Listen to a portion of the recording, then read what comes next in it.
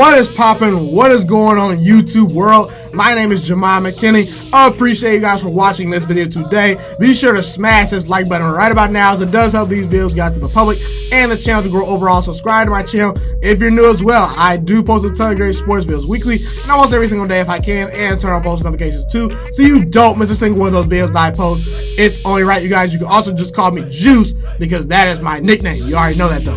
Alright. College football official playoff poll came out. You know, obviously you got the AP poll, you got all these preseason polls, but the official college football playoff committee a couple days ago got together all 13 or 12 members. I believe it's 13 or 12 members of the committee off the top of my head. Okay, all those members of the committee got together. They met and said, hey, let's come up with the official college football rankings right now. And they came out with their top 12, okay, their top 10, I should say. I'm going to go over the top 12 because I do think that anyone outside the top 12 does not have a shot to get into the college football playoffs. And ultimately, that's what we're talking about today. We're talking about college football playoff implications. Who can potentially get in? Did the committee get this list right? What's my takeaway from how the committee feels about certain teams? Just my thoughts. I'm going to give all my thoughts on that. So, at number 1, they had Ohio State. At number 2, they had LSU. At number 3, Alabama. Number 4, Penn State. Number 5, Clemson. Number 6, Georgia. Number 7, Oregon. Number 8, Utah. Number 9, Oklahoma, a Big 12 team. Number 10, Florida, coming off a loss to Georgia. Number 11, Auburn. And at number 12, they got Baylor, who's actually undefeated. Now, my initial thoughts on this is that actually the College Football Playoff Committee did a pretty good job. For me personally, I would have had Clemson over Penn State. And me also personally, I would have had Oregon over Georgia, so I would have flip-flopped both those teams. And I also would have had Baylor in the top 10 because I do think up to this point in week 9 or 10 of the college football season, if you're undefeated and you're in a big major Power 5 conference, that should at least matter somewhat. If you played a decent schedule, that should matter. I do think Baylor is a little bit too low. I would like to see them in the top 10, but again, not too many complaints here. And I'm going to give you my biggest takeaways from this whole, college football playoff committee and their selection of the top 10 or 12 teams. So my biggest takeaways, my first big takeaway is the teams that control their own destiny are Ohio State, LSU, Penn State, Alabama, Clemson, Georgia, and Minnesota. I know Minnesota's not in the top 12, but if they were to beat Penn State, they're undefeated. They're going to be in the top 7 most likely if they beat number 4 Penn State. I believe it's today. I don't know if it's today or tomorrow, but again, they play Penn State. If they win that game, they potentially could make some noise, and they'll potentially see an Ohio State in the Big Ten championship game, so they control their own destiny. Teams that actually do not control their own destiny: Florida, Oklahoma, Utah, and Oregon. All those 4 teams right there, they need some help. So if Ohio State wins out, they're in. If LSU wins out, they're in. If Penn State does the same thing, if Alabama does the same thing, if Clemson does the same thing, if Georgia does the same thing, if Minnesota does the same thing, win out, they're going to be in. So those, few teams right there are in really good positions. If they could just win out and win the rest of their games and win their conference, okay? My second biggest takeaway is that Alabama and Clemson have no margin for error. Okay, this is a huge message by the College Football Playoff Committee. The College Football Playoff Committee could have easily put Alabama over LSU. They could have put Alabama number 1, but they put them at number 3. I would have not put Alabama number 1.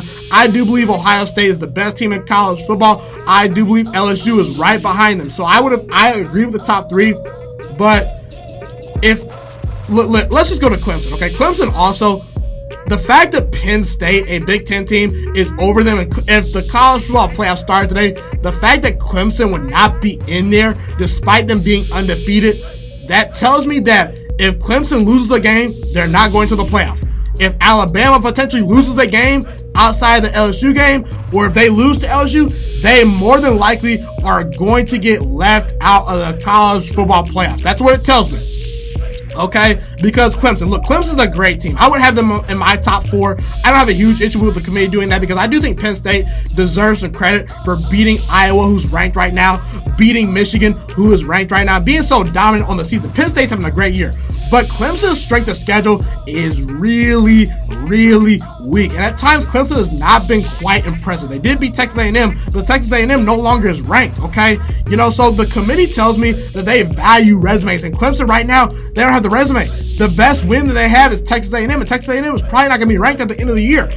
I mean, they struggled to beat UNC, so if Clemson were to slip up, they're not going to the playoffs. And Clemson, they got to start playing a lot better if they want to pick things up. I do think Clemson, if they win out, they'll get in. Alabama, their strength of schedule has been even worse than Clemson's, guys. Alabama's strength of schedule up to this point has been a joke. Now, again, they can right all those wrongs by beating LSU. But beating Duke, South Carolina, that's not going to cut it for the committee. If they lose to LSU, I could potentially see for one, LSU is going to get in the playoffs if they win the SEC, okay? I could see a one-loss Utah or Oregon or Oklahoma jumping at Alabama if they were to lose and lay an egg at home to LSU. So that's a very important game for them. And look, that reason why I feel that way for Alabama is because all these teams are going to have really good resumes, okay? And Alabama's not going to have a great resume. The only reason Alabama, a couple of years ago, got into college football playoffs without winning their conference was because the Ohio State Buckeyes had two, not one, but two blowout losses. And that's not going to be the case this year. I don't see that happening. And the only real ranked win, unless the committee decides to put some teams in there like South Carolina or something like that Alabama's beaten so far, the only other ranked win, if Alabama were to lose to LSU, the only ranked win they would have if they lose that game would be Auburn. And Auburn is going to have probably a loss to Georgia, and they're going to lose to Alabama, so they'll drop even more. Auburn may not even be ranked by the time Alabama faces them. So Alabama and Clemson, for me, have no margin for error. Also, Oklahoma, to me, the third biggest takeaway is that Oklahoma is not going to make the playoffs. That's my humble opinion. The way they're positioned in these rankings, they're going to need a lot of help to get into the college football playoff. And I was talking about resumes. Oklahoma does not have a great resume. They don't. They really don't. They lost to Kansas State, the only ranked team they played. Now, they did beat Texas, who was ranked at the time, but Texas has fallen off the map. They're no longer ranked anymore, so that's a huge blow to Oklahoma's resume. So if your best win is Texas and you lose to the only ranked team you played so far in Kansas State, depending on how great Kansas State is throughout the year, that's not gonna be a great look for Oklahoma. It's not a great look. They got dominated for most of that game. I know they only lost by 7 points, but if you actually watch the game, Kansas State dominated them for most of the game, okay? And Oklahoma will have a chance to boost their resume with a win over Baylor, who's probably going to be undefeated by the time they face them, with a win over Oklahoma State, who's at number 23 right now. But again, I just don't think Oklahoma is going to have the resume to bump Oregon, Utah. If they lose, that's a different story. Or potentially a Penn State team who might only have one loss to Ohio State. I put Penn State in over Oklahoma if their only losses to Ohio State on the road really, really close. I do that. That's my opinion. So I don't think Oklahoma gets in just off that. They're going to need a lot of help, guys. And also, a couple more takeaways I have. The Pac-12 is alive, guys. The Pac-12 has a real shot of getting getting a team into the playoffs. Oregon and Utah are in a position where if LSU beats Alabama, that's what, if you're of the Pac-12, you're rooting for LSU to beat Alabama, okay? Because if LSU beats Alabama, it puts Oregon and Utah in the driver's seat if they can win out and win their conference, okay? A one-loss Utah team and a one-loss Oregon team that wins their conference championship has a real shot to get into the playoffs, okay? Now, the thing about Oregon, why would I say that about Oregon specifically?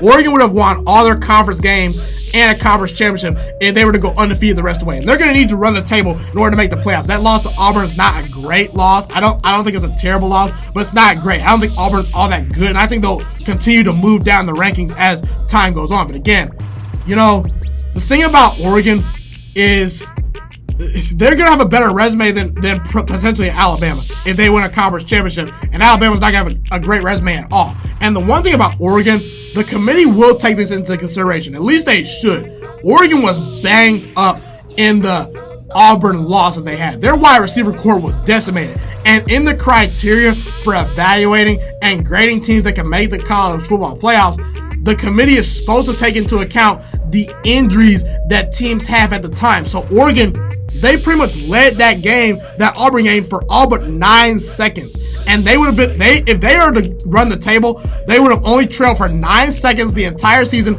They would have lost to a pretty solid SEC team in Auburn. Auburn has a really good defensive front. They're not a terrible team. They're not a great team. But again, you can excuse that loss. It was kind of a road game. It wasn't, a game that they lost at home. It was a close game. They only trailed at the end. Okay, so my thing with Oregon is they can really get in if they run the table. And a one-loss Pac-12 champ getting in over a one-loss non-conference champ Alabama or LSU is a real thing. And the last and final takeaway I have is that resumes matter this year. Okay, LSU, Ohio State, they're getting reward for their dominance and resume overall. They're the top 2 teams. Okay, Penn State getting put over Clemson.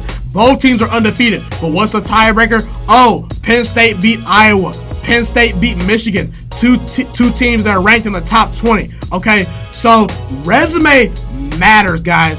Your resume matters this year, in my opinion. Georgia gets ranked over Utah and Oregon. Georgia had a worse loss than both Oregon and Utah. But you want to know why they're over Oregon and Utah? It's because they beat Notre Dame, who's a ranked team right now.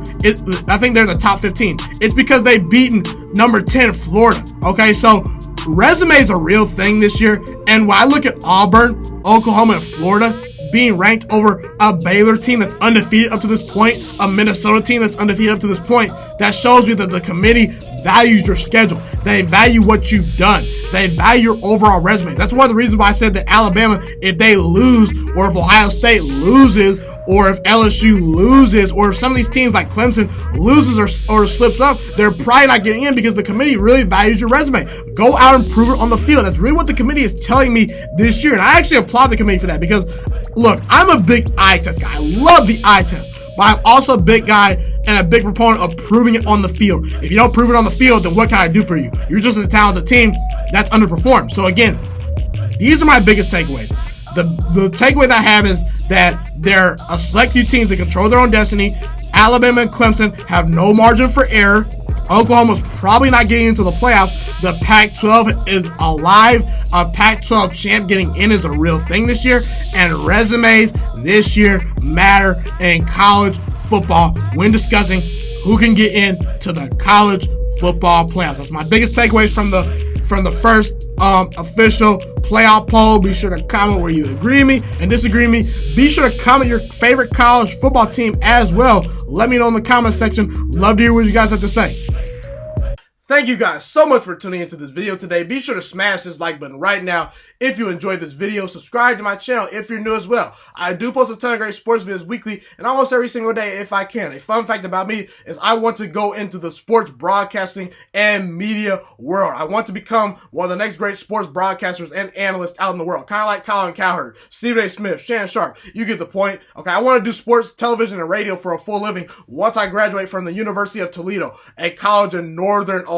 I currently am a freshman there right now. So the best thing you guys can do to just help me continue to grow as a young broadcaster is to just share this channel with all your friends, because potentially if this channel really gets somewhere, I want to start my own network, okay? Or potentially if it doesn't, or if I fall a little bit short, I want to go into a big time network like ESPN or Fox Sports 1. So the best thing you guys can do to just flat out just help me grow as a broadcaster, help me learn, get other people hip to this channel, just share this channel with all your friends. Share this channel on Facebook, share it on Twitter, share it on Instagram, all that good stuff. Also, be sure to follow me on all my social media platforms. And once again, guys, just share this channel with everyone you know. Get everyone hipped and watching these videos. Get my voice out there and heard. Share it on Facebook, share it on Twitter, share it on Instagram, all that good stuff. It's been your boy, Ghiman Mckinney, or you can just call me Juice. I appreciate all you guys for tuning in today. I really do. Have a God blessed day. Stay motivated, you guys, and I'm out.